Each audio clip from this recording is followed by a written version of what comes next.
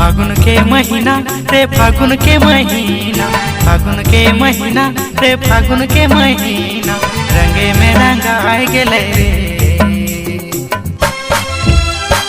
दीवाना बनाए गेले रे, रंगे में रंगाए गेले रे, दीवाना बनाए गेले रे। फागुन के महीना रे फागुन के महीना, फागुन के महीना रे फागुन के महीना, रंगे में रंगाए गेले रे, दीवाना बनाए गेले रे, रंगे में रंगाए गेले रे, दीवाना बनाए गेले रे।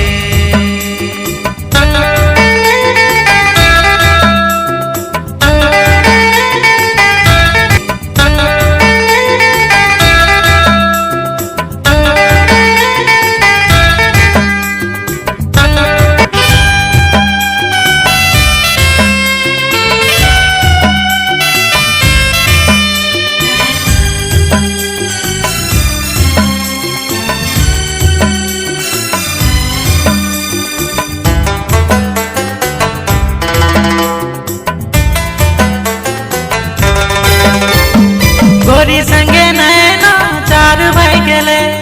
होली के बहाना प्यार भय गेले, होली के बहाना प्यार भय गेले। गोरी संगे नैना चार भय गेले, होली के बहाना प्यार भय गेले, होली के बहाना प्यार भय गेले, दिल तो रंगाए गेले रे,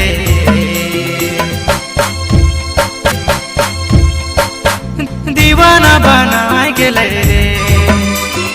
रंगे में रंगाए गेले रे, दीवाना बनाए गेले रे।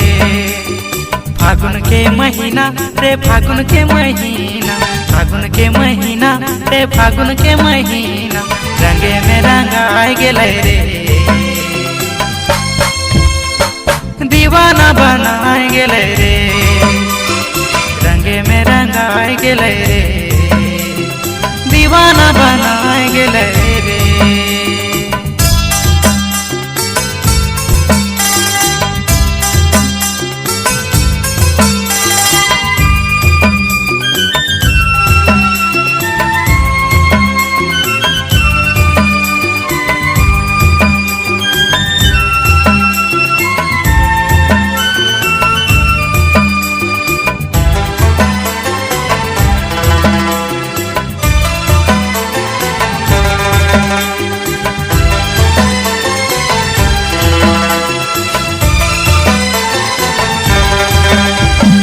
मौका हलाई होली में,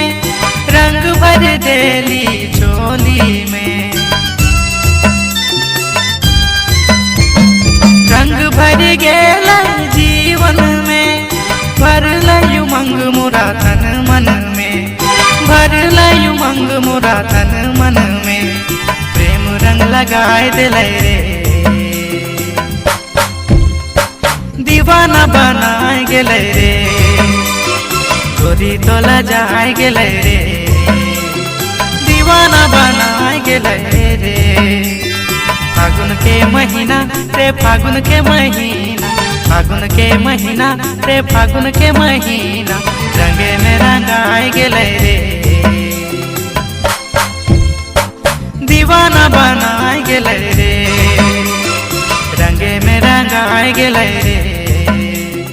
दीवाना बनाए गेले रे, दीवाना बनाए गेले रे, दीवाना बनाए गेले रे, दीवाना बनाए गेले।